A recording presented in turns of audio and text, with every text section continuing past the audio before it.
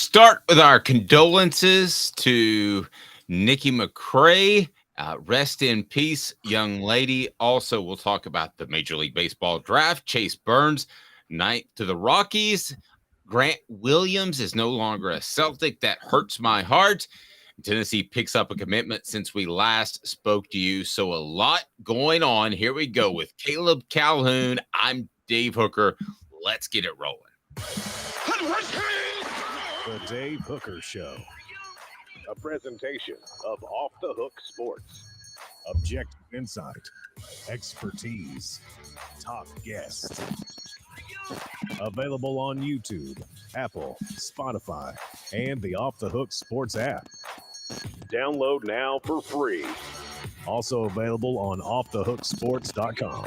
I compute and obey. Now to Dave Hooker. Ready. So here we go. Caleb Calhoun, a big show on tap. Tennessee with a commitment, but what do they need next after William Satterwhite? That's on offthehooksports.com. We'll go through that. Over the weekend, Georgia with another player that got arrested with a driving issue. He likes to go 88 and a 55. That's not good. Georgia named as the most likely team to repeat as conference champions. Will it be a failure if they don't? Arch Manning is jacked. And today's tough question, will I deal with the SEC? Who wins the SEC? As we're exactly 7 days away, depending on when you're watching this, from SEC Media Days. Hazing still a thing. I'll share with you the one hazing practice that was allowed, to my knowledge, in the past 5 coaches in Tennessee football history. Philip Fulmer let one thing go, and he was fine with that. And then a great piece by our own Caleb Calhoun on offthehooksports.com as 10 some things that schools overrate when trying to build their program. So let's get it up and rolling. An early ask of you, and that is to go ahead and hit that like button, because that helps us spread the word. If you haven't subscribed yet, if you haven't turned your notifications on yet, you got to do that, because we have one of the all-time best receivers in Tennessee football history that'll be on our YouTube page tomorrow, as Fred and I are all set for that. Also, Cooper Mays and Jacob Warren coming up early in the week, as I fully expect the SEC to announce later today. And I hinted at this last week that it will be Jacob Warren, Joe Milton, and it will be Omari Thomas as the 3 SEC players from Tennessee that will be invited to SEC Media Days, where we'll be broadcasting live next week. So hit the like button. We've got a lot going on. Caleb, how are you, sir?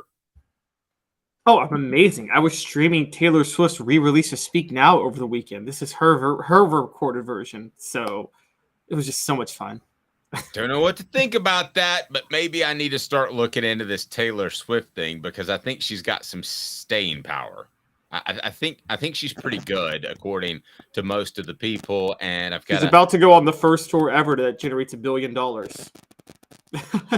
Wow, it's pretty wild. Okay, $1 billion is good money. We don't make that type of money, but I guess we do okay from time to time. So if someone wants to throw us $1 billion, Elon, I know I've said some mean things about you, but if you'd like to give us $1 billion, we're here.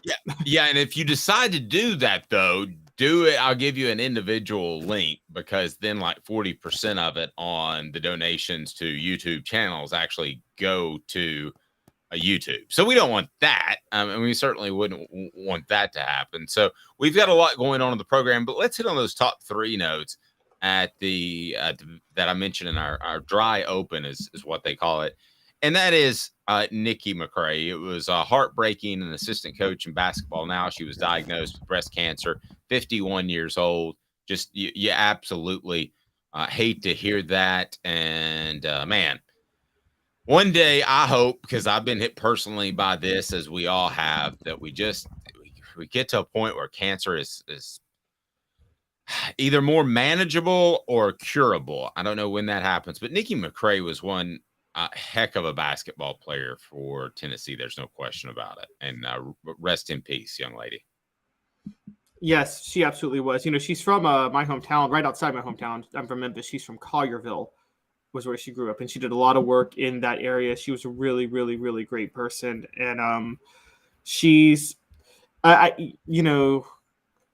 we're doing top 10 players in Lady Vols history, she might be on there. I know she didn't win a national championship, but I feel like Nikki McRae has like that Carol Lawson pool where even though they didn't win a national title, they're still legends almost at that level with Tennessee. Those two, I think, and Holly Warlick too. Those are the three that didn't win national titles as players that I still think you can mention in the same sentence as the ones who did, that are the greats. Good point. Chase Burns, 9th to the Rockies.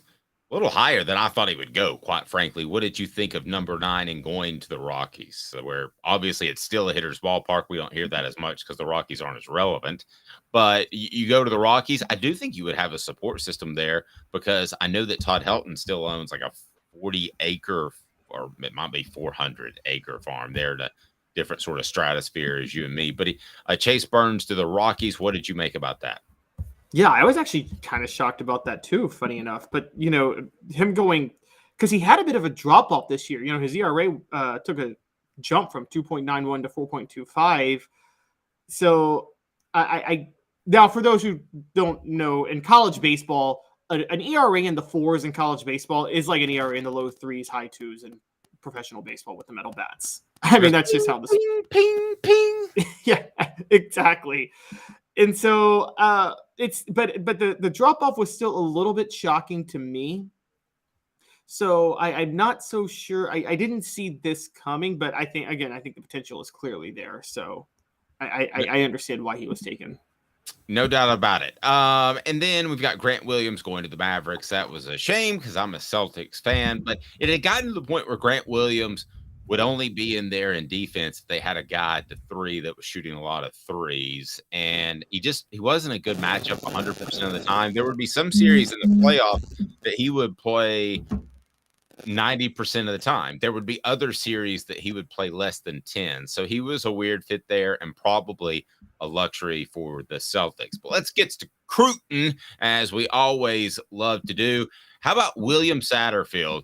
Tennessee picks him up last week, just shortly after we went off the air. And I tell you what, man, William Satterfield is a big pickup between the Vols and Clemson. Kudos to Caleb Giroux for being all over this. And if you haven't followed Giroux's work, Jarreau, he's on the Twitter.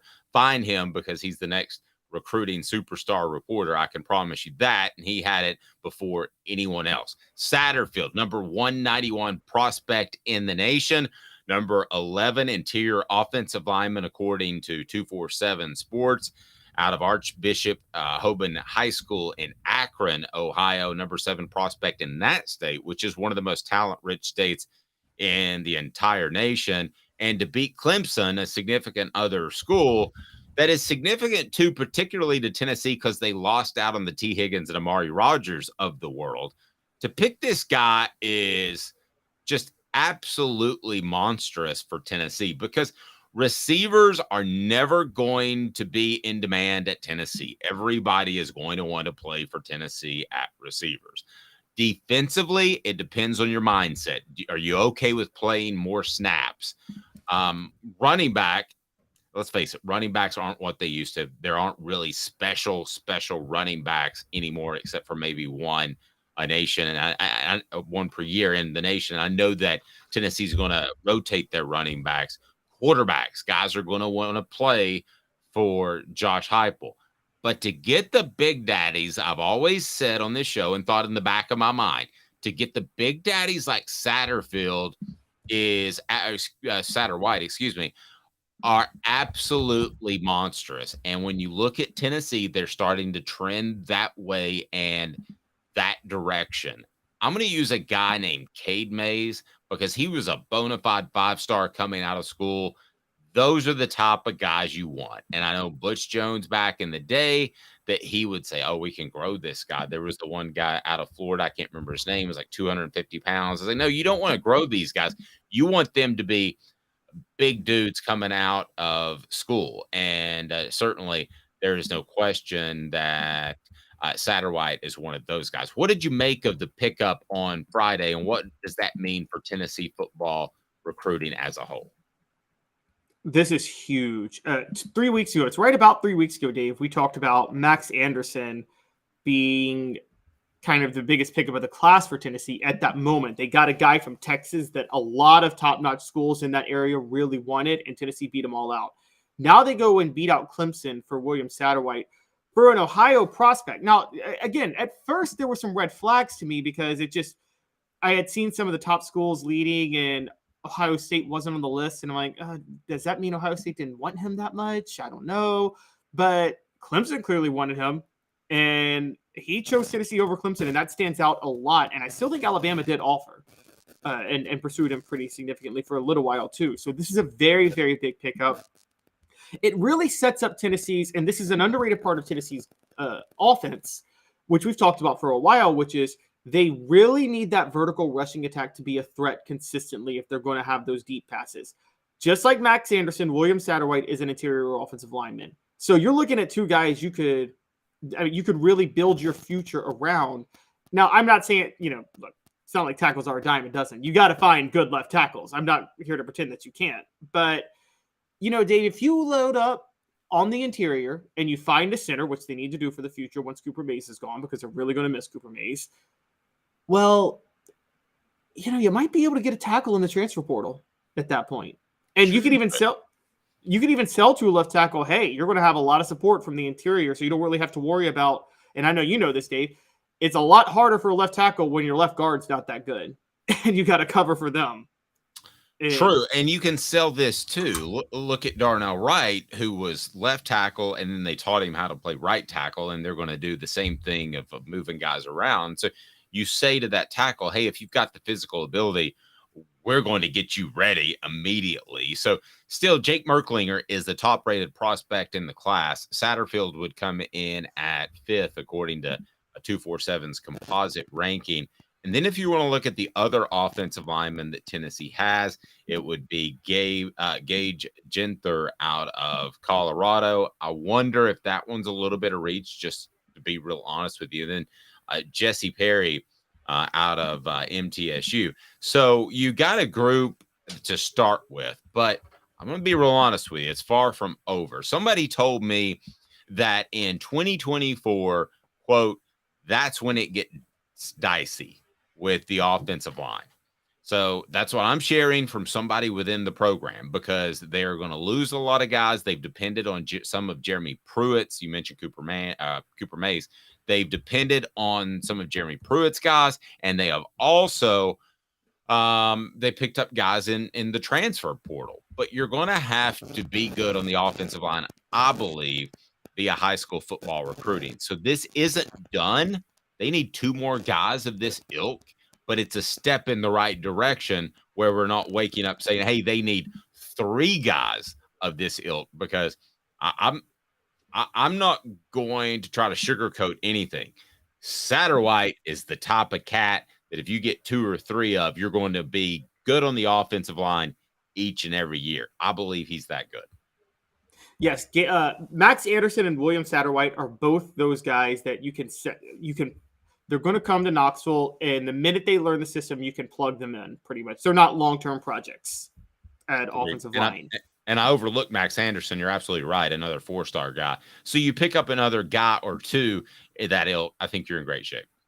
Yeah, exactly. Whereas, yeah, you're right. Jesse Perry and Gage Ginther, both are much longer-term projects. If they have to go into the lineup before 2026, then Tennessee might be in some trouble. I'm just going to be honest with you.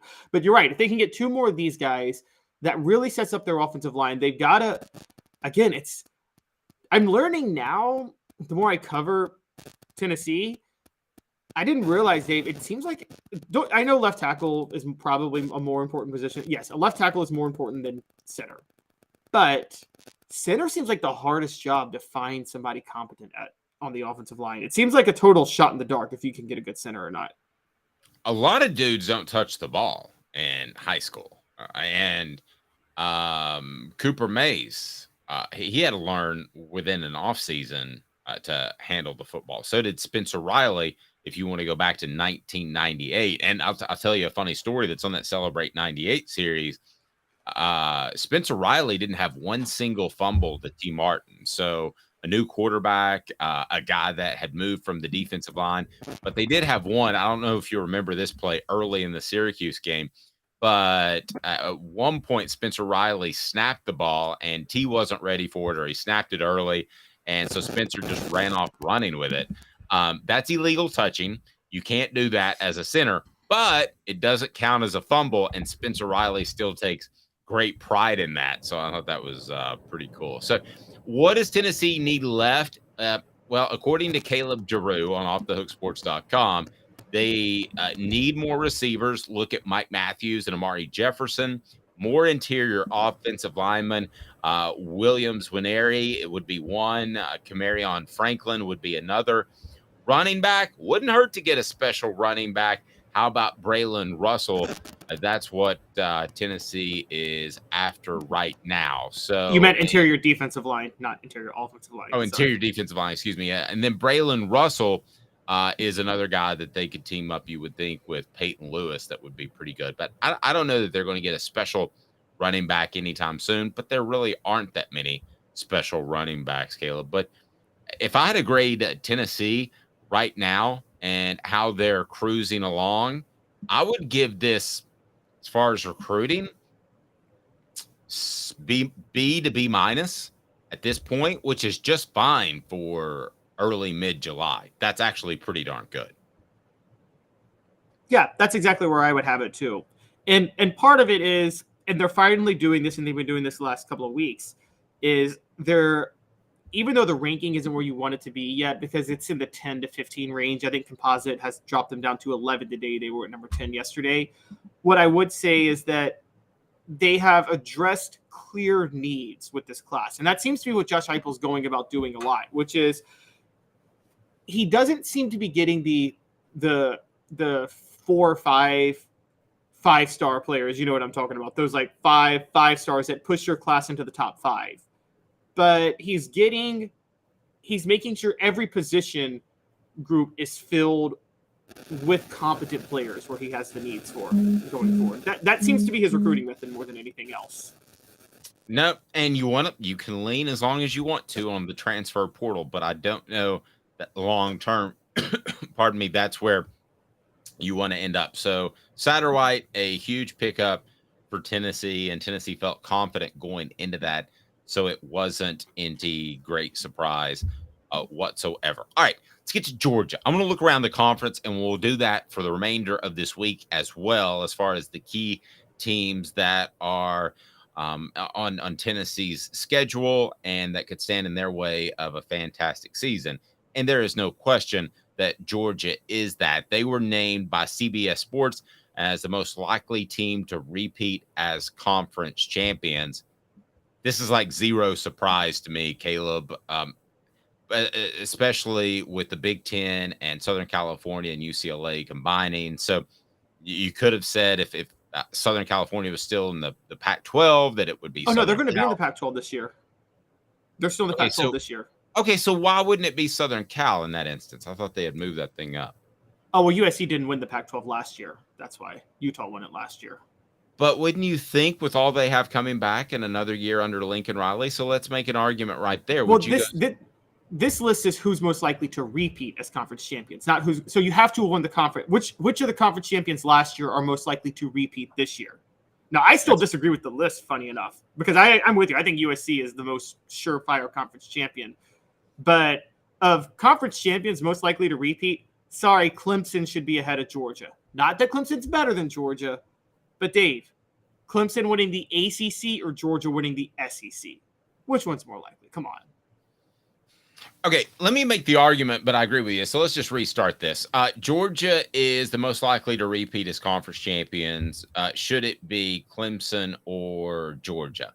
Let me make the argument for Georgia, and then I'll let you roll with Clemson, okay? The argument for Georgia is that I think Georgia is the best football program in the nation. Now, you could retort that with they're also the worst driving football program in the nation, and that could undermine them. And that's something that we're going to get into throughout the week and with some Georgia beat writers next week at SEC Media Days. But here's why I think that Georgia is very, very likely to win the championship again, because what sport do teams most often win when they're better? It's football, right? I mean, in basketball, you could have a hot shooter. In baseball or hockey, you could have a great pitcher or a great goalie, respectively, that could take you to a title.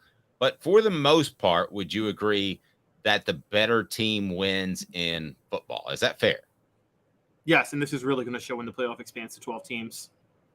Yeah, I think it actually could be ugly at times. So here's why I like Georgia to repeat as the SEC champion, is because I just think they're significantly better than Alabama. And I think this is somewhat of a transition philosophically this year for Alabama. So I understand your Clemson argument, but ultimately, is Clemson that much better than Florida State or the other suitors to win the SEC? Maybe, but I might be higher on Georgia than you are. I think that Georgia is rounded, assuming they take care of their off-field issues. I would go Georgia with this list as conference repeat champions. You would go Clemson. Would anybody else rival Georgia to you, Caleb? I think those are the only two, because then you have Michigan and Utah, and I actually don't think either of them is likely to repeat. I think Ohio State and USC both win those conferences, and then you have Tulane and the American, but again, and Kansas State in the Big 12. So yeah, those are the clear-cut top two. The reason I'm going Clemson is I don't even think Florida State's Clemson's toughest game this year, and they play Florida State. I'm going to be honest with you, Dave. Clemson's toughest game is one of two matchups. Now, you tell me which one. That opener at Duke, that is scary. I don't know if you know, Duke went 9-4 last year, and I'm just saying, Mike Elko is – you talk about a coach that might be the hottest commodity in college football next year if he repeats that at Duke. And – sorry, what were we going to say? No, go right ahead. Yeah, so that's – but if they get past that, the only other game for Clemson that scares me would be in ACC play – would be Miami on October the 21st. But I'm still not sold that Miami is where it needs to be with Mario Cristobal. So I think they have that. They get Florida State at home. I think Florida State's massively overrated. So I just think the road is easy. And I want to point this out. Everybody's caught with blinders that Georgia's won back-to-back national titles. But they haven't won back-to-back SEC titles. No. They didn't win it in 2021. And so I think people are seeing the back-to-back and just assuming automatically, three-peat, at least repeat is SEC undefeated. Yeah, you kind of think that, at least. Yeah. I did bump into somebody over the weekend, and we were standing behind them in a line, and I didn't speak to them, but I turned to the guy, and this guy had a big Georgia tattoo on the back of his calf, and he had Tennessee stuff on, so I knew that he was a Tennessee fan. I turned to him, I said, "Do you think he got that tattoo when Drunken Ray Goff was the head coach at Georgia, or just recently?" He goes, "Man, I'm with you, brother, but don't go down that road. Don't go down that road." I was close, though, just for funsies, and I knew he would have my back, so I was excited about that. Man, you've got to try out the chill pills before I tell you the other school that you should be concerned about re-winning their conference or repeating as champions of their conference. It's crafttreats.com. It is great for your pet. Your pet will absolutely love crafttreats.com. And the chill pills will help with the digestive issues, and they'll also help with arthritis issues. They'll help with anxiety. It's all there. It's crafttreats.com. Use the promo code Off the Hook. That's Off the Hook. The chill pills are fantastic, but other craft treats available for your dog or pet and cat. And I think my wife's dragging me to get a dog today. So I can tell you, if it's a puppy, it's going to be loaded up with the chill pills. I can promise you that right now. Use the promo code Off the Hook. Off the Hook. Get 20% off. Please support our sponsors. We greatly appreciate it. That's why we're here each weekday at 10 a.m. So you got Clemson repeating as champion in your mind. You've got Georgia, in my mind, repeating as champion, because I think this is a transitional year for Alabama with a new quarterback and a new offensive system. I think those two, to me, feel like locks. Anybody else feel like locks in the big time conferences. Well, you're forgetting about that old Bayou school that could give Georgia some trouble, and there's a team they visited Knoxville in November that could give them some trouble. So I'm not so sure they're a lock. No. In my mind, they're a lock. Okay. So those two, and would I be surprised? No. I mean, Tennessee was a lock to just win 8 games last year in my mind, and hell, I was absolutely wrong on that. So I'm not a lock in my mind does not mean that I'm saying in December come rip on me. But who else is a quote hooker lock to which they have to use sometimes when they find a lady of the night working? You have to use a hooker lock. That way the patty, you just lock her to the nearest lamppost, and then a paddy wagon can come by. It's a hooker lock. The paddy wagon can come by and pick her up later. But who of those are in the conversation as far as conference champions most likely to repeat? See, here's the thing. I don't think anybody else is. Okay, so Michigan's number 3. Look, I don't think if Ohio State doesn't win the Big Ten this year, you got to fire Ryan Day. I'm going to be honest. This is the most talented team Ohio State's ever had that they're about to have this year. This is they might be the most talented team in college football. Look at the number of projected first rounders for Ohio State next year. It's off the charts. So Ohio State, there's no way Michigan. Are you with me on this? Michigan is not. He has them at number 3. I got them at number 10. I think they're almost a lock to not win the Big Ten, Michigan. Yeah, and I think that they've got issues there. I think at some point there is a residual from Jim Harbaugh looking for an NFL job. I think players start to question leadership. I think that stuff happens more than you think. I think it started to happen with Philip Fulmer in the mid to late 90s, to be real honest with you. But so I think Michigan's the type of program that can load up, win it 1 year, and be average for 2 or 3 years. But who else? Because I want to get to today's tough question. Okay, so number 4, they have Utah. Again, I think almost a lock to not win it. If USC doesn't win it this year, then that's a big red flag for Lincoln Riley still being in the Pac-12. And then number 5, Tulane. So the reason Tulane actually wouldn't be higher on the list is because the team that's number 10 on here, Texas San Antonio, who plays Tennessee, by the way, they won the Conference USA last year, but they're in the American this year. And I've got Texas San Antonio as the best group of 5 team in college football this year. So Texas San Antonio, Tulane. Guys, that is the game of the year right there if they play each other. I don't know if they play each other, but and then Kansas State, number 6, with the Big 12. I don't think Kansas State's repeating. Do you?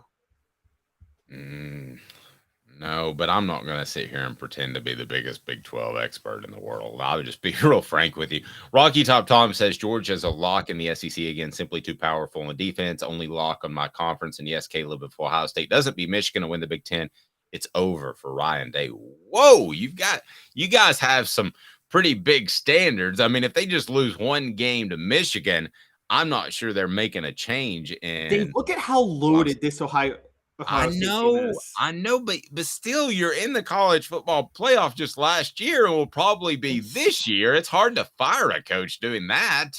This Ohio State team I'm going here. If they don't win it, it's as egregious as the 97 Vols not beating Florida, which I thought was an egregious black mark on Fulmer's record. That 97 team was so talented, they had no business losing to Florida that year. That should have been the year they ended the streak, not 98. And I got to be honest, if Ohio State doesn't go undefeated in the regular season, with maybe a slip up here, they got to win the Big Ten. They're too loaded. This Ohio State team is one of the most talented teams I've ever seen in college football this year. No. Here we go. So that leads us to today's tough question. And I can actually tell when we have a huge audience on all of our platforms, and we're off and running on a Monday. So I'm going to ask you to hit that like button and be sure that you subscribed and be sure that you have your notifications on, because it's practically football season for me. I'll go ahead and tell you, kids, when we get to SEC Media Days, I think you can probably hear it in my voice. I'm jazzed, and we're going to be from there. Man, this is football season. I don't care what you say. This is football season. When I get on ESPN.com and I see that the lead story is the selection of the WNBA All-Star Draft, to hell with that. I am just absolutely in football season. Here we go. Today's tough question. It's about the Dogs. Today's tough question. Take a side. Take a stand. The Dave Hooker Show, a presentation of offthehooksports.com. Yeah, so from now on, when somebody says, what do you like to listen to? What's your favorite podcast or show? And you say the Dave Hooker show with Caleb Calhoun, just say, and they say, wow, why do you listen to that? That Dave Hooker guy, he's washed up, and I haven't heard of Caleb Calhoun yet. No, you have to say, because on their show, it's football season, by golly gee, and you can use other words. So is it a failure for Georgia if they don't win the SEC? Yay or nay, Caleb? No, because they could still win the national championship without winning the SEC. The SEC is the one conference where you can do that. No. The SEC still matters. It is a monster failure for Georgia if they do not win the SEC. You just rolled your eyes at me. Do you consider the 2021 season a failure for Georgia? Partial. Oh, come on. You think Georgia... Partial, I do. The SEC is, and if you're watching on the video platform on YouTube, I mean, it's this close. I got my fingers this close together. To me, winning the SEC, and I've always said this, is just this close to winning the entire national championship. I would rather, let's put it this way, I'd rather win 3 SEC championships than 1 national title. Is that crazy? No, because then you're knocking on the door on that 4th year. I got a question for you. Would you rather let's do this? 90s through 2000s Braves. Would you rather be the Braves during that period or the Marlins? Braves won the division every year, but got 1 World Series title. Marlins made the playoff. I'd rather be the Braves over the Marlins with the 2 World Series titles. Yes. No. You take the peak championship is the most important thing. You take the ultimate championship. Sorry. You take it. Everybody agrees with you so far. They're saying that's crazy, Dave. It means something to me. Do you think? Remember that 2004 series where the Red Sox came back legendary from the 3-0 deficit to the Yankees to win the? I don't want to talk about that as a Yankees fan. I just don't. Well, do you think the Red Sox were like, well, we didn't win the AL East, so it still was a failure? Do you think they thought that? No, but I'll put it this way. I think beating the Yankees in the playoffs, they would look back at that as a special year, even if they didn't win the World Series. I do believe that. Oh, they probably would. But I'm just saying you'd rather be the team that wins it all. You would. That's the most important thing. Utah made the playoffs 20 years in a row with Karl Malone and John Stockton. I think the Rockets are happier with their results when they made the playoffs twice and won it twice in the mid-90s. Okay. All right. There was no Jordan there, though. But Arch Manning's buff. Arch Manning is just absolutely just a superstar. He's Arnold Schwarzenegger in his prime. Some people would have you believe. We'll get to that. Does that matter? And a scout told me that Arch Manning is most like one Manning, and we'll discuss that after this. But Arch Manning's buff. 2 minutes.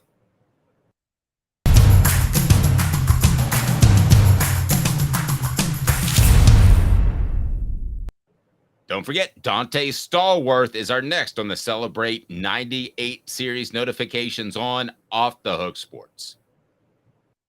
Sun, sand, and salt water, the beach is a very relaxing place. Unless you wear contacts. Ow!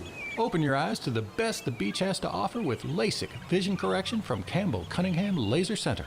Ah. Hi, Mike Davis here with City Heating and Air, reminding you to always dare to compare. Our team provides quality local heating and air service, installation, and maintenance across East Tennessee. We use only the best equipment like American Standard heating and air conditioning for your residential, new construction, or commercial needs. Honesty, dependability, and customer satisfaction have been the cornerstones of our business since 1961. City Heat and Air. Dare to compare.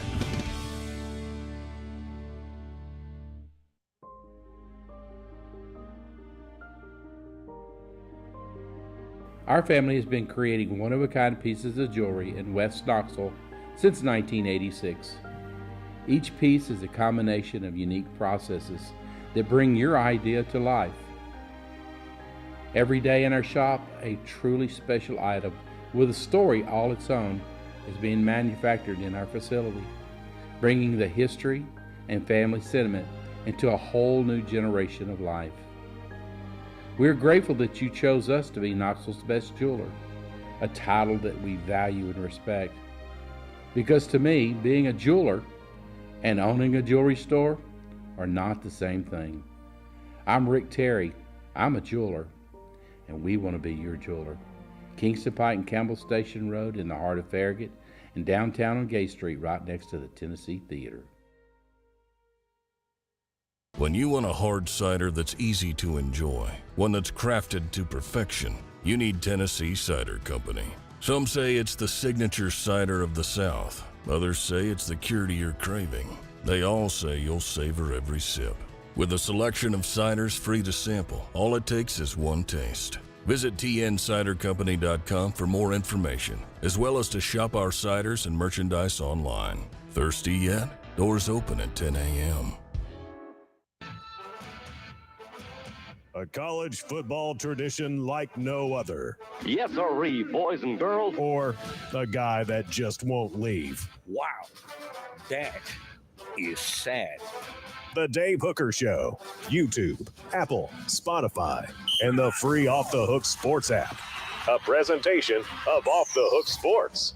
Back to Dave Hooker. Did you see that last commercial in what the industry calls a stop set? Well, it's Tennessee Cider Company, tncidercompany.com, tncidercompany.com. And I'm telling you one thing, they're awesome. Absolutely awesome. And they support our Celebrate 98 series. Dante Stallworth, who played the part of Peter Warwick leading up to the championship game, he wasn't a huge factor in that season, but some things you'll learn about Dante Stallworth are just monstrous and how he helped the Vols that year. But if you go to tncidercompany.com, tncidercompany.com, you can order their fantastic cider, support Tennessee fans, and use the promo code HAT. Use HAT, and you will get a hat, as you'll have some swag with any order, and you can order from anywhere. And Caleb Calhoun is so excited to talk about Arch Manning being jacked that if you're watching on YouTube, he just threw it up on the screen without me doing so. He's just that was not on purpose. That was a total accident. Yeah, it was too. Caleb was texting me Saturday like 4 times, Sunday like 8 times, going, have you seen how jacked that this Arch Manning is? I was trying to cue it up, and for some reason it just automatically went. Your settings are messed up, Dave. Yeah, okay, man crush, maybe Caleb Calhoun has a man crush on Arch Manning. I don't know, and there's nothing wrong with that, Caleb. There's not, just like on Seinfeld. Not that there's anything wrong with that. If you want to have a man crush on Arch Manning, you can. May I bring up the pictures now in which he's super jacked that you pervade the internet the entire weekend to find? It's not that there's anything wrong with having a man crush, but it would be with Arch Manning because he's a little too young. I mean, he just turned 18. I mean, that would be very problematic, honestly, when it's Man, my son, by the way, we go to the gym on Friday and he's pulling up his shirt. He goes, I just can't give my abs to show and I can't get any skinnier. I was like, what a damn shame. That is just all. You wear 32 pants, and I'm like, I don't want to hear about it. But Arch is jacked. So I'll pull it up because I don't want you to get too excited and have to shut down your camera. So let me pull it up because Arch is jacked. Arch is jacked. Look at him. We've got Peyton Manning, who I see some abs there, but we do see the protruded stomach as Peyton had that. He had that spine that kind of bowed out. You know, that's why his shoulders are back when he walks. If you're watching on YouTube, I'm by the way, hit that subscribe and like button, turn the notifications on. I'm doing my Peyton Manning walk right now in my chair, which is the shoulders are slightly back and the arms slightly extended. Eli Manning, not jacked. Arch Manning, jacked. Does that mean he's a better athlete than Peyton or Eli just because he's jacked? Because he does, man, he's got like the little V that goes down on the obliques. He's got the abs. He's got all that going on. So does that mean he's a better athlete than Eli Peyton? Raw athlete. Notice I didn't say quarterback, Caleb. Yeah. Yeah. I mean, I got to be honest with you. Let's be honest, Caleb. You're trying to pull back your affinity for Arch being jacked. Arch is barely 18. No. Okay. I will say, yeah, I said since he was in 8th grade, which when I first covered his recruiting, that he was a better athlete than Peyton or Eli. And I'm thoroughly convinced he's a better athlete than Peyton or Eli. And yeah, no, I don't even really think it's a question. I think he's definitely the best athlete of the younger Manning generations to play quarterback. And so whether or not that turns into being an elite drop back passer is a different story. But yeah, I mean, I got to be honest with you, Dave. Yeah, I think that he's the best athlete between him, Peyton, and Eli, and I don't think it's particularly close. Nope. 4 Downs brought to you by Zen Sports. I'll tell you more. 4 Downs is now on Off the Hook Sports. 4 Downs. 4 questions. 4 answers. The Dave Hooker Show. 4 Downs. A presentation of offthehooksports.com. I'm going to make this tough on you. Arch Manning's game will be what percentage of running the football? Peyton Manning's game was about 5%, which is basically a fake bootleg, right? I mean, he always had – Peyton Manning probably had more epic runs than any quarterback ever with that bootleg, though. Okay, yeah, but that wasn't a big percentage of his game. Eli was more athletic, so it was 10% of his game. Like, for instance, I'm saying Lamar Jackson, it's like 70% or 60% now. He throws the ball better than he did when he came into the NFL. But so that's the kind of percentage I'm using to give you a benchmark. Arch Manning, jacked, will be what percentage of an athlete at quarterback in which he really scares you? I think he'll use his legs 30% of the time. I see kind of an Aaron Rodgers type with him. So, and Aaron Rodgers uses his legs about 30% of the time. Now, where I say he's better than Aaron Rodgers in this, I don't mean he's better than Aaron Rodgers. I mean where I think he's going to be smarter than Aaron Rodgers, and this is what Patrick Mahomes has.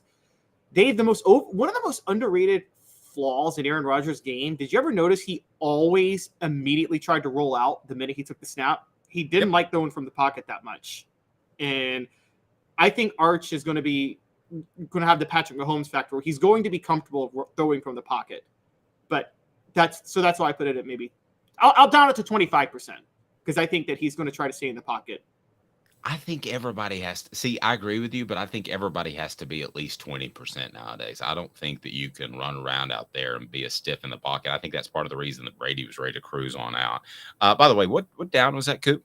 Coop here. First down. Thank you, Coop. So before we get to second down, Coop, what should people do that like this channel? Cooper Mays here. Hit like and subscribe. Thank you. All right, let's go to second down. Cooper Mays here. Second down. So a lot of Cooper Mays. Which Manning quarterback will Arch be most like? And I'm going to share this as brought to you by Zen Sports from an actual NFL scout that I spoke to. Dave, you're going to be mad at me because I'm going to take what you're going to say because I already know it. And it's Archie. It's Archie. It's obviously Archie. Yeah. Because Archie was an athletic quarterback.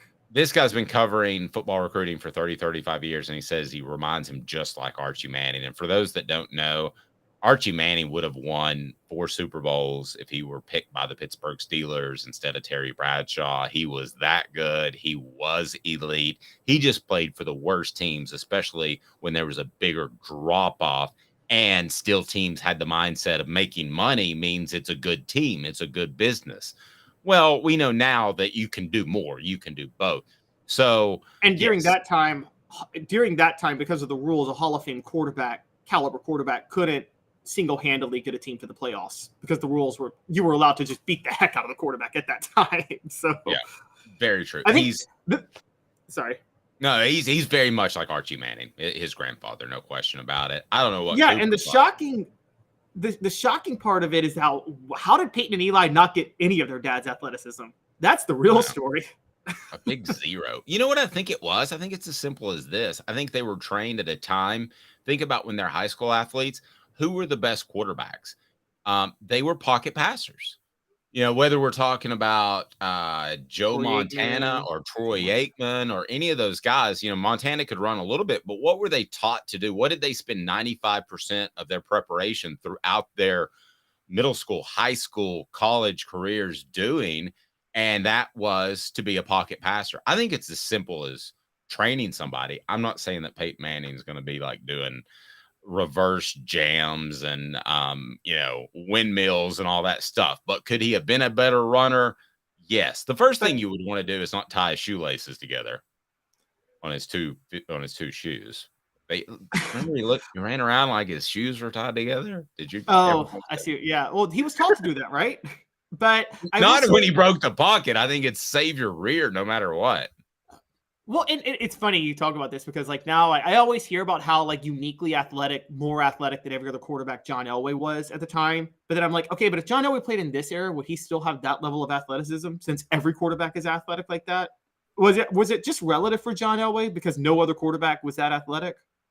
I'm going to give you a 30% yes on that. I think he was goofy athletic because he was a solid 6'5" and thick. I think that would be something that would push him past the average athlete today. But I definitely see what you're getting at. You wouldn't look at him nowadays and say incredible athlete because everybody's an incredible athlete. Before we get to third down, Zen Sports, the new sports book in Tennessee, revolutionizing the way you earn sports betting rewards. That means no more deposit bonuses that turn into deposit nightmares on Zen Sports. What you see is what you get. And with their cash rewards program, you get a lot of cash for a welcome bonus. Earn an unlimited 5% cash back on your betting volume for your first 15 days when you sign up with the code HOOKED. That's HOOKED. Unlimited 5% cash back. Keep betting, keep earning with up to 3% cash back on your betting volume every month after that, and refer friends to earn a percentage of their betting volume as cash rewards too. Zen Sports bringing the cash back to Tennessee. So if you bet big on sports, you want to be betting on Zen Sports. Zen Sports betting just got better. Support our sponsors. Again, use the promo code HOOKED, and you get unlimited 5% cash back. That's pretty awesome. Hey, Coop, I lost track of the downs. What down are we on? Tennessee center Cooper Mays here. Third down. Thank you, Coop. Best raw athlete in Tennessee quarterback history is... He's currently playing for Tennessee. Oh! His name is Joe Milton. Oh, see, that surprises me. I thought you might go Nico. Okay, so Joe Milton's the best raw quarterback.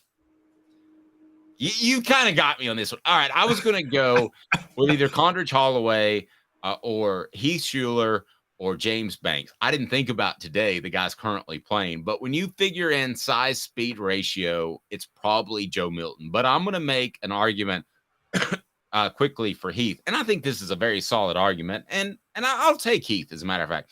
I think Heath Schuler had somebody come up to him, put their arm around him at 7 or 8 years old and said, you can be a decathlete. You can win the decathlon in the Olympics. No doubt about it. He would have been as successful doing that as he was a quarterback, maybe even more so. So I'll take Heath Schuler, and here's why. Because when I watch Joe Milton, I don't see great lateral. I don't see great hips. I do see a great, powerful runner with speed and the strongest arm that I've seen since T. Martin, and maybe stronger. But Heath Schuler had that ilk of arm.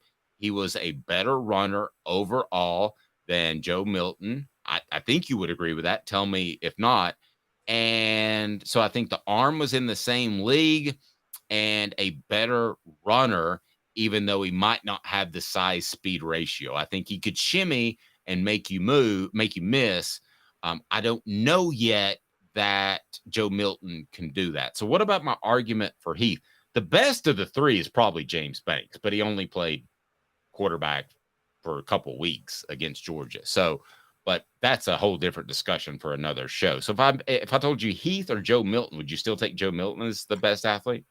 You make a strong case. I wanted to point out, it's funny when you mentioned James Banks, because I thought, yeah, James Banks is probably the best raw athlete to ever play quarterback at Tennessee. But you're right. Then he moved to receiver, and then he got kicked off the team. And I mean, I said I think I told you a few weeks ago, I don't know anybody that threw away a more Hall of Fame NFL career. James Banks would have been a multi-millionaire if he just wasn't so much of a head case. I mean, nobody threw away their life. Like no argument. And I think people make that statement too easily, but I have no argument whatsoever. Yeah. Now with Heath, so Dave, so I was so young, I've seen Heath Schuler highlights, and I will say the thing that sticks out to me about Heath Schuler that I will say is his elusiveness, where he was very good at throwing side to side on the run. I don't know if any quarterback has ever been better throwing on the run than Heath Schuler at Tennessee. I've never seen a quarterback that was well on the run. Now, all of his highlights are him throwing on the runs in some way a lot of times. But who was more athletic, just pure athletic, than does T. Martin have a case? Or like if you put T. Martin and Heath Schuler in a decathlon, who's the best? I think Heath. And I will say this too. There is one throw, if you want to go back and look at, that I was in person in that game because I had a friend who illegally sold me tickets. That was a player on the team. You're not supposed to be able to do that. That's how silly the NCAA rules were back then. But I went to the Florida game in which Heath Schuler was a participant. So what year would that have been? 92 or 93? Was it at Neyland or at Neyland? No, it was at Florida. So no, that would have been 93. Okay, and and if you want to go back and look, he threw a pass off his back foot from about Tennessee's own 45 that Billy Williams caught right before half. Billy Williams of Alcoa, and the ball would have landed in the end zone. So back foot, 60-yard throw. I think, yes, Joe Milton throws the ball incredibly hard, but I think they're closer than maybe we think because of recency bias. What down, Coop? All SEC center Cooper Mays here. 4th down. Other than accuracy, well, let me just ask you this. What's the most important factor in a quarterback if you're a GM? And I don't think it's close, and I'll argue this till my dying day. I mean, I still think it's intangibles. Like, I mean, it's the. I mean, that's Peyton Manning got a Hall of Fame career on intangibles alone. His intangibles outweighed everything he had physically. And I still think that matters. I mean, and I will never get over, look, Tyler Bray could have had an NFL career as a starter if he had better intangibles. I mean, and so I'm still going intangibles. Couple of other votes. Oh, Mr. Jones, you just got mine. A couple of other votes for most athletic quarterback. Dobbs, Hooker are top 5. I've had no Dobbs argument is not with top 5. Dobbs is not top 5. I have no argument with Hooker. I have no argument with Jarrett Garantano. I would not have Dobbs top 5 either. Accuracy. It is accuracy. That there is something innate about that. It's like being a great shooter in football.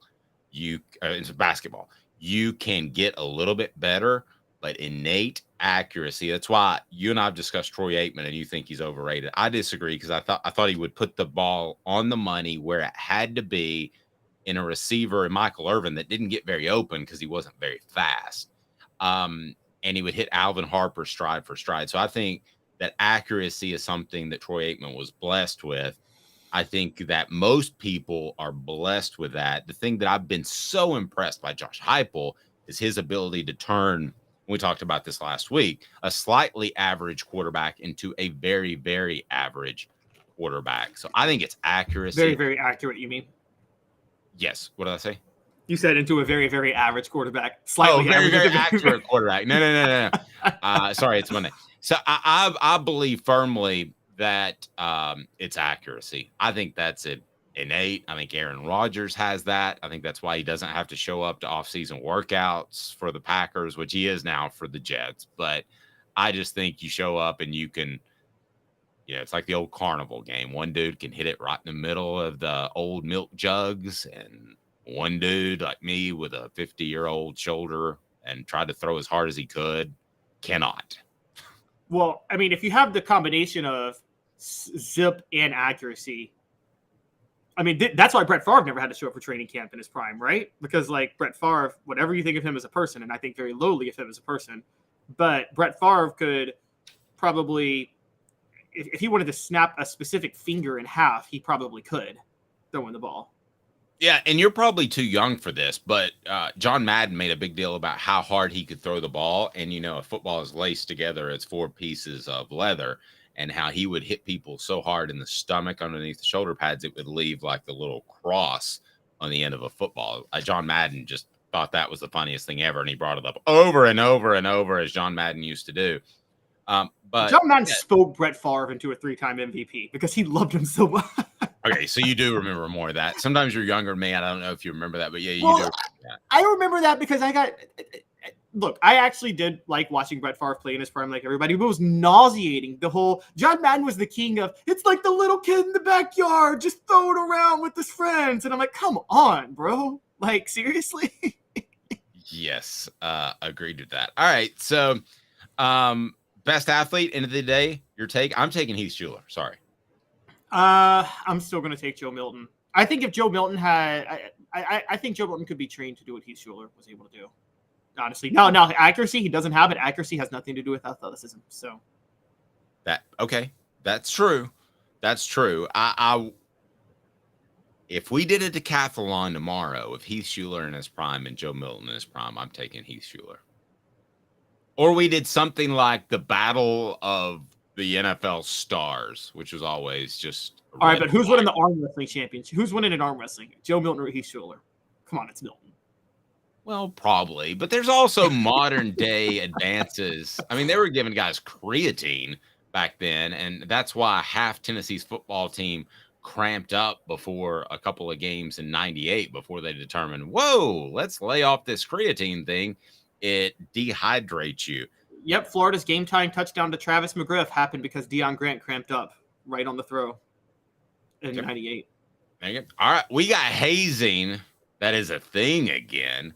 What in the world should we even be surprised? I'm going to tell you why we shouldn't be surprised. And I'm also going to tell you that hazing has happened at Tennessee that I'm aware of, and what the difference is between okay hazing and really, really bad hazing. Here we go.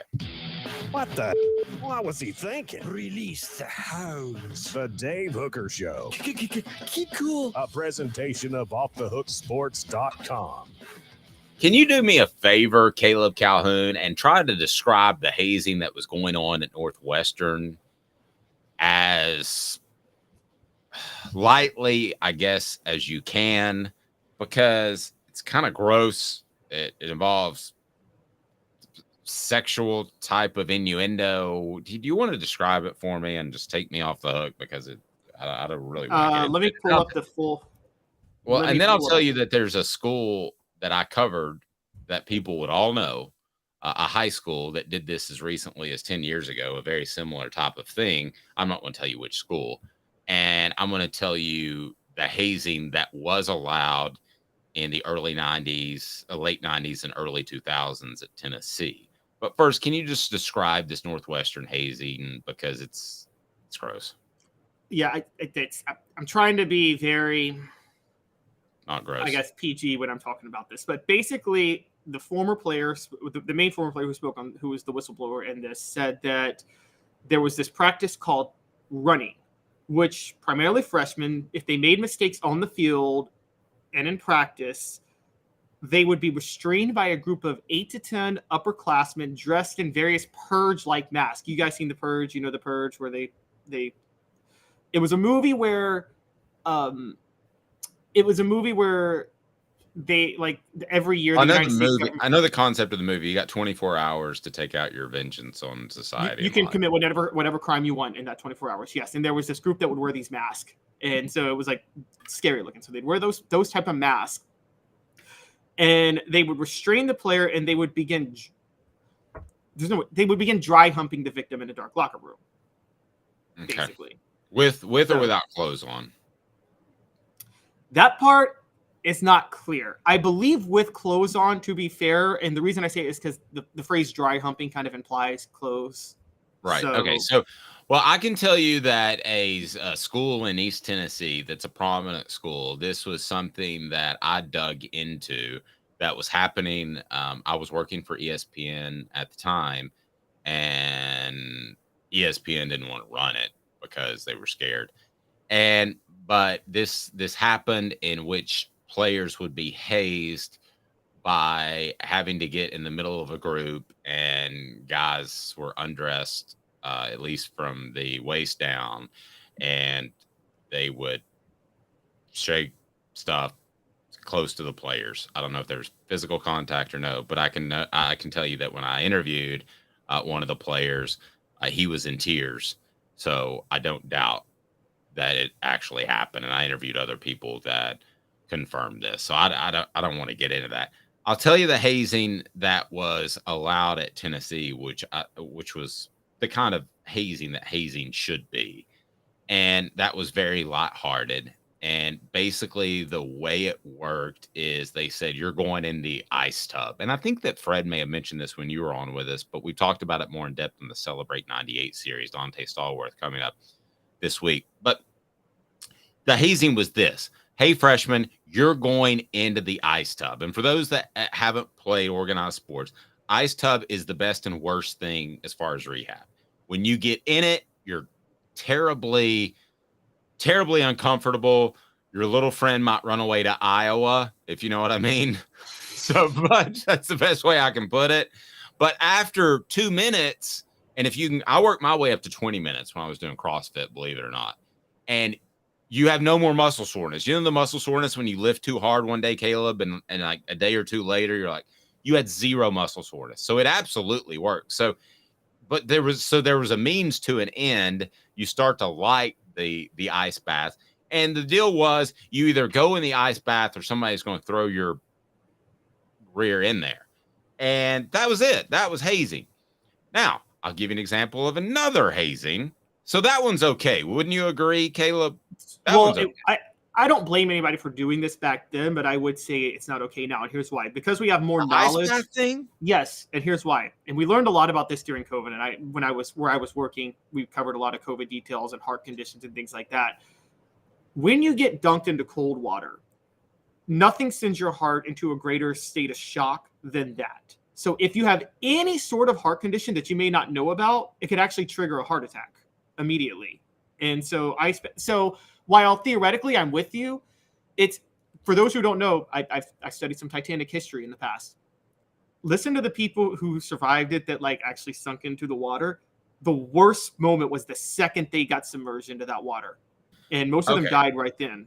Okay. So, I love you to death, but I'm going to differ on this with you for a little bit. I think that is as natural as stretching. So yes, you could find that 1 in a million person that it has a bad effect on. But I think ice baths, for those that train heavy, especially during preseason camp, I think that they're very valuable. So I think for the most part, you're showing. Now, if they say I've got a heart condition, don't put me in the ice bath, then don't. But so I think that was okay. But let me give you an example of another hazing that that to me is probably a little over the top. That happened at Tennessee. Brian Darden shows up at Tennessee, and there was one reporter there that said he will be one of the best tailbacks at Tennessee. So this was the mid-late 90s. And Brian Darden was, a lot of you probably know his name. He was highly rated, and a lot of the media said right then and there that this guy is going to be the next Reggie Cobb type of cat. This is going to be the next great player, Chuck Webb, if you want to throw it in there. Well, here's what Brian Darden did, according to multiple sources. Brian Darden trash talked the whole time he showed up. And he happened to trash talk to one of the best defenses that ever walked to the face of the earth. So they could run play action. Brian Darden got the hell knocked out of him. It didn't matter. He didn't even have the ball, and he was going to get hit. That probably broke Brian Darden's spirits at some point. So that is hazing. Did he deserve it because he trash talked before he had done anything? Probably. But that's hazing when you take away somebody's will to play gone too far. And what happened to Brian Darden? I don't even know. But he left Tennessee. He came in talking trash.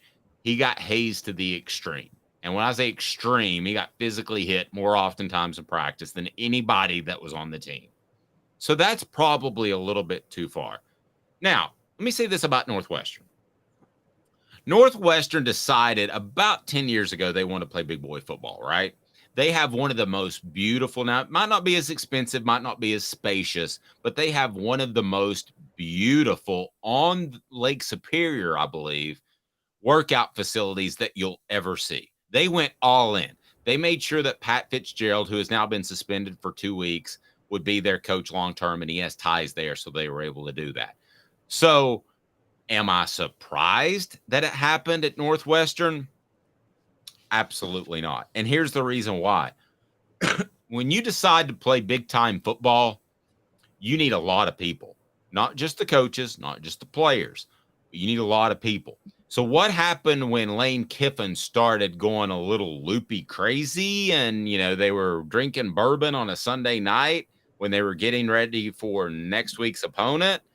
Well, they took a guy and they said, and it was David Blackburn, and they said, you're now the director of football operations. You're not an associate AD anymore because we need you in and around this football team. And that's exactly what they did.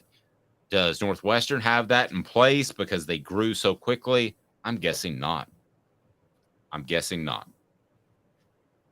Yeah, no, that makes a ton of sense. And for people who don't know, with football programs, Dave, you know this, there's a lot of different factors that go into play where I don't want to be the guy that says the head coach isn't responsible, but sometimes a head coach is not necessarily, they can be a little more hands-off in things that they don't want anything to do with, but they don't get involved to stop. And if I were to give an example, I'll give an example since I went to Maryland. You remember the whole DJ Durkin, Jordan McNair issue about 5 years ago? The young man died because he was pushed hard during a preseason camp. Yes. Now, what people don't realize was Durkin had did he have a rigorous, probably way too far conditioning program in preseason camp? Yes, absolutely. But Maryland, the school, contracted with a group of Johns Hopkins professionals for their medical staff for the football program that was not a competent medical staff. They didn't know what they were doing. And people have been calling for years for Maryland to switch their medical staff. Never did.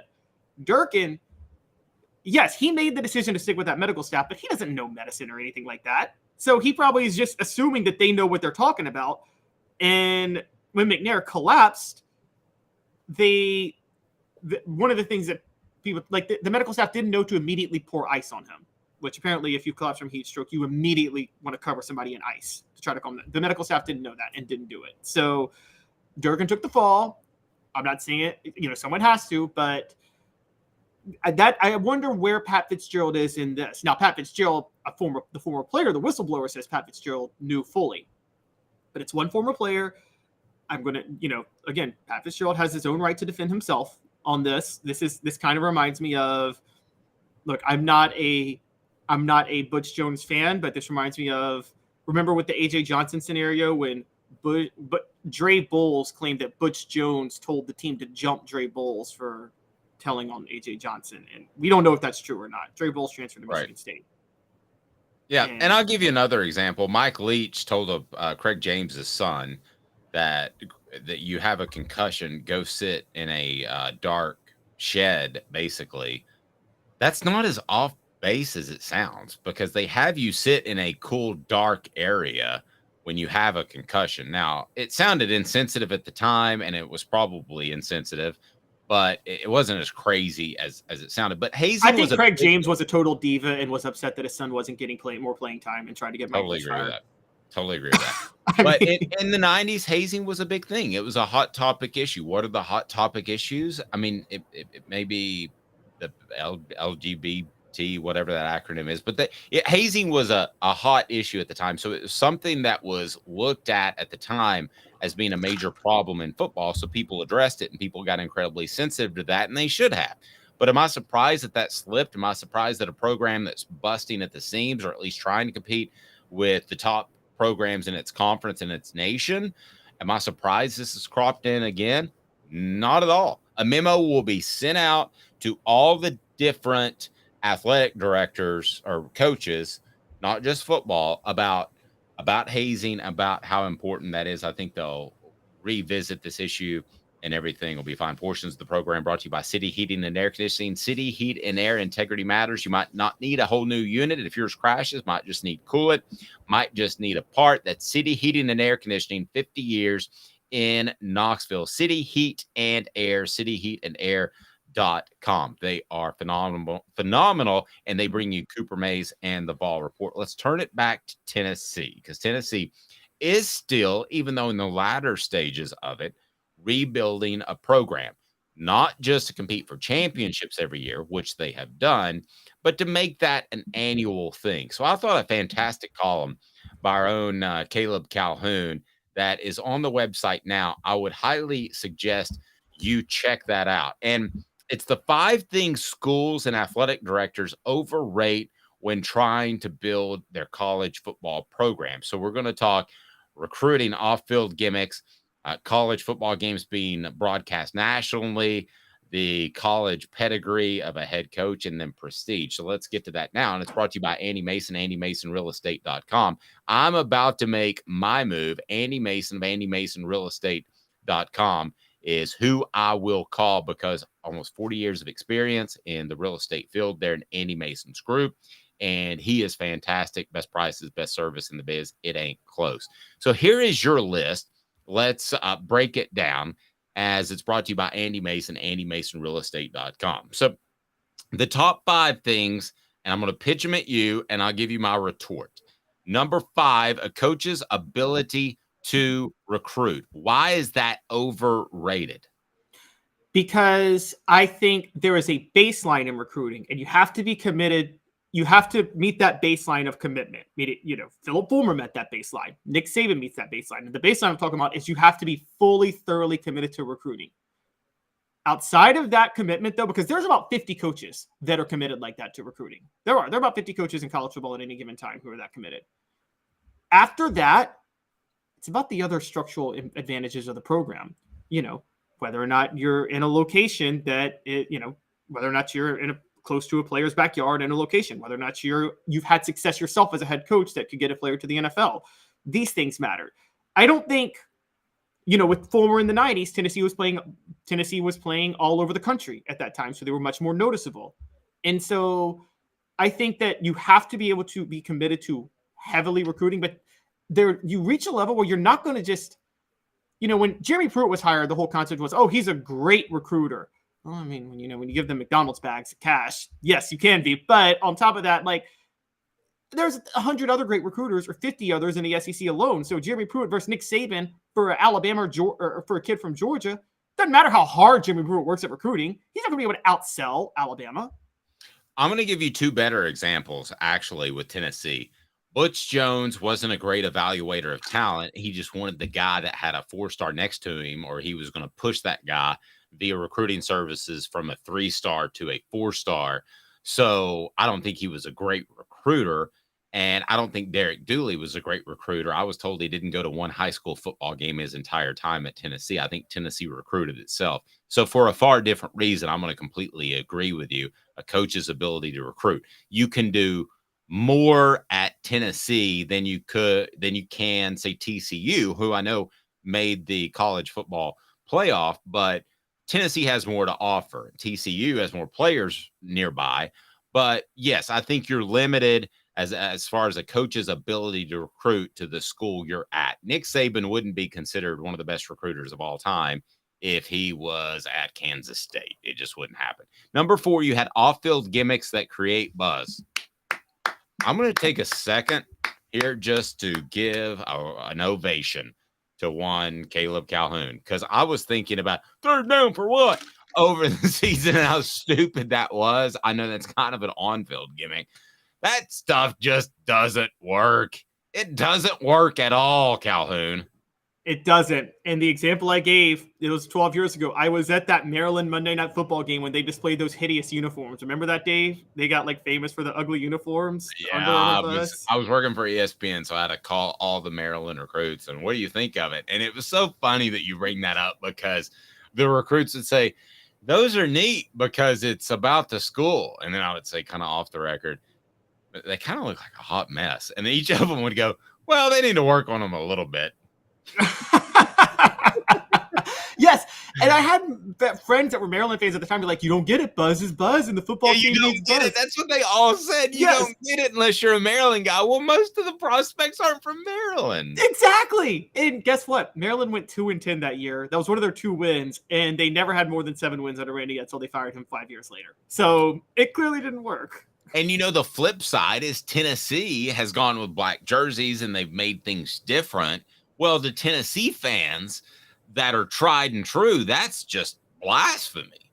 But to a prospect in California, they're like, man, those black uniforms look pretty tight. I mean, if it were up to me, there wouldn't be alternate uniforms at Tennessee, but I understand the point, and I can't blame them for that. But they're doing the black uniforms, and they're winning with them. So, for instance, Butch Jones brought out the smoky grays. That didn't help him recruit. His recruiting classes got consistently worse each year because it didn't matter that he wore the smoky grays. As a matter of fact, the last time Tennessee did the smoky grays under Butch Jones, it was a 41-0 loss at home to Georgia. So, I mean, that's not going to help you sell when you bring out these alternate uniforms and then you lose 41-0. Number of college football games broadcast nationally, that means absolutely nothing. It was a huge advantage for Tennessee, but now they're all broadcast nationally or streamed near you. That is, can I just go ahead and move past that one because that's not a factor. It's a great point by you, but they're all on TV now. And, Philip Fulmer used to go into Terry Fair's house at Arizona and say, we've got 8 games nationally televised, so you'll be able to see your son. And he was, oh, great. And the mom's like, oh, great. But nowadays they're all on TV. Last thing you put was prestige. Can I get a little more info on that? Oh, sorry. Well, there's one more before that, the pedigree of a head coach. Oh, I missed college pedigree of a head coach. This one, okay, let's start with prestige first. I want to go back to this one because I think I may disagree with you on 2, but prestige of the program you had at number 1. Why is that overvalued? Because athletic directors, and you've heard Tennessee do this, you've heard other places, they say, because of our history of success, we have a lot to sell to a recruit. Well, a recruit doesn't care that you won the national championship in 1998. Recruits today weren't born then. They don't care that Notre Dame has however many national titles. They last won one in 1989. I was 1 when Notre Dame won their last national title. I was 1. So, like, it was a great year for you, though. 89? No, you were 1. What a great year when I was 1. You didn't have a worry in the world. I didn't. But I was really thinking, when is Notre Dame going to win their next title? No, I'm kidding. But this one bothers me because here's where prestige helps insofar as if you have a great history, then you probably have a great fan base. So then your great fan base at stadiums can help sell recruits. But just prestige alone, there's not a recruit in the world that says, man, look at the football history of this program. I want to commit there. Like, you think otherwise Georgia Tech and Pittsburgh would be getting top 3 recruiting classes every year. They're not. Okay, slight pushback is that prestige also could mean you have more legacy players. Okay, so like Cade Mays never transfers back to Tennessee if his dad didn't play there and he didn't grow up there. So slight pushback, but I agree with you on that. Overvalued college football. Okay, so we're going backwards. So the list is, because I'm butchering Calhoun's great column. Number 5, a coach's ability to recruit. Number 4, off-field gimmicks that create buzz. Number 3, number of college football games nationally broadcast. These are the 5 things schools' athletic directors overrate when trying to build their college football programs. And I love this when Caleb is able to dive into something like this. And we got number 1 as prestige. Also, TCU, do they have great prestige? No, and they had a pretty good year last year. To support your and point. Princeton has the greatest prestige of any college football program ever, if you really think about it, given the history. I don't think they're getting top 5 talent. Yeah. And Yale's isn't bad, even though they misspelled the name of their school. Shouldn't it be YELL? Joking. All right, college football pedigree of the head coach. I don't know where you're going with this, to be real honest with you, because I thought Nick Saban was not a loser because he was with the Dolphins and they were struggling. And I thought because of his college football pedigree at LSU and making Michigan State somewhat relevant early in his career, that he would be a lock at Alabama. So this one throws me off a little bit, to be real honest with you. Pedigree is about your connections. So Derek Dooley and Lane Kiffin both were hired in part because they were the sons of great coaches. Okay, I see where you're going. And so for Dooley, I will never forget Mike Hamilton in the first minute of the press conference. He had a 5-year tutelage under Nick Saban. Who cares? Okay, we've seen with coaching trees now. We should know enough to know just because you worked under someone, that means nothing in terms of how good of a head coach you're going to be at all. It literally means nothing. Your own. What's Josh Heupel's pedigree? Barry Odom at Missouri. Okay, yes, Bob Stoops, who fired him. And Barry Odom at Missouri and Matt Wells or whatever at Utah, somebody like that. And he's working out pretty good at Tennessee right now. I mean, what's Dabo Swinney's pedigree? Tommy Bowden, not Bobby Bowden, Tommy Bowden. Okay, and he's got 2 national titles. So, hey, hold on. Tommy tried his best. Tommy gave it his all. Caleb, so let's not throw Tommy Bowden under the bus. I'm sorry, he tried very hard. He tried. What's next? Are you gonna? I'm just saying that pedigree. We hear this all the time. Coach, how many times do coaches get hired because of other coaches they're connected to? And it is one of the most overrated things ever done in hiring college football coaches, and it drives me insane, honestly. And Who was the Bowden that I get them confused? That went 12-0 at Auburn. Terry. That was Terry. Terry was very fond. Terry stopped by a radio station I was at one time and was very fond of the secretary that showed him to the studio. She was a young, pretty lady, and Terry. Isn't that why he had to leave his job? I don't know, but I just know he liked. Her name was Kendra, and he liked her a lot, and requested a phone number. That's all I'm saying. Have a fantastic day, morning, evening, afternoon, whenever you're watching. We're live 10 a.m. Do 1 second. Do 1 second before you tune out. Hit the notifications button because we're in high gear and we're going to have Dante Stallworth. We're excited. Hit subscribe. Hit like if you haven't, because we're going to bring you more and more. To me, it is football season. We are there, and I'm excited. He's Caleb Calhoun. I'm Dave Hooker. This has been a presentation